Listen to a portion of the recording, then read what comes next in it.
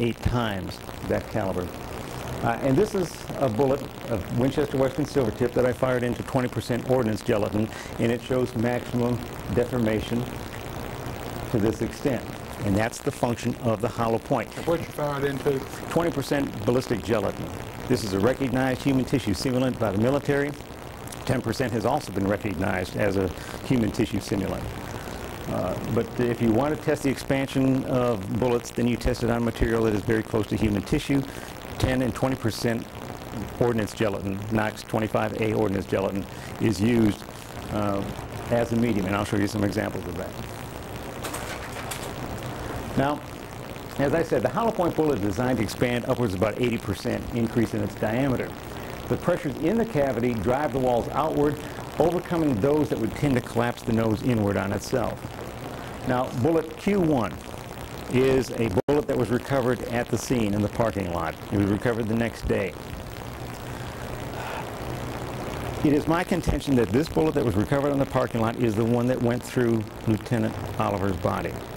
This bullet will leave the muzzle at 1,000 feet per second, and yet this bullet was found intact and barely deformed on the parking lot about 104 feet from the blood pool where Lieutenant Oliver's body lay.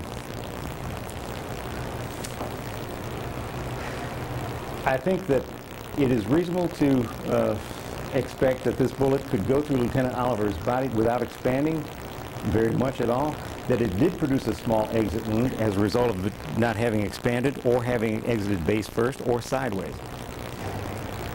That it didn't deform significantly after the initial nose deformation, and that it could have, by striking the 7th rib, could have either caused the nose to fold inward or to become plugged with debris and fail to expand as expected of most hollow points. Now, the FBI exemplars that were used to determine whether the bullets came from Mr. Workman's gun were fired into water tanks. And water is the one substance that tends to expand hollow point bullets greater than anything else. Shooting into water is not like shooting into gelatin. Shooting into water is not like shooting into a human body. There are well, there are severe differences. I do believe that what happened in this case, that these may be used to show what a hollow point is actually capable of expanding to, but it's rarely seen in the clinical practice of autopsy pathology. The bullets recovered from actual cases are much less dramatic.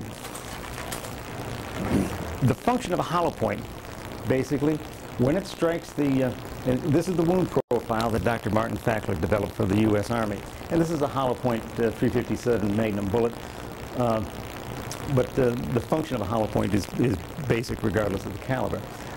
Upon striking the target material, the bullet will begin to expand. Now, if pressure is driving the expansion of the bullet, if everything else is constant, same bullet, same target material, then the only variable is velocity.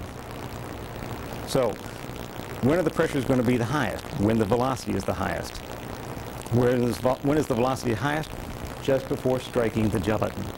Therefore, the bullet will tend to upset very quickly after striking that, and once it begins to deform and slow down, because like a parachute, it's going to open up.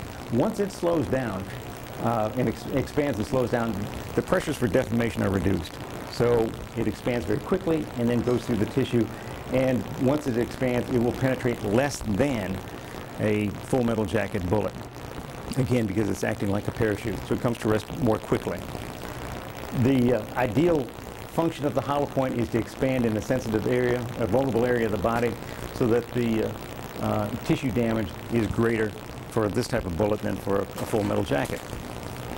Now, other bullets that may not deform can also cause increased damage by tumbling.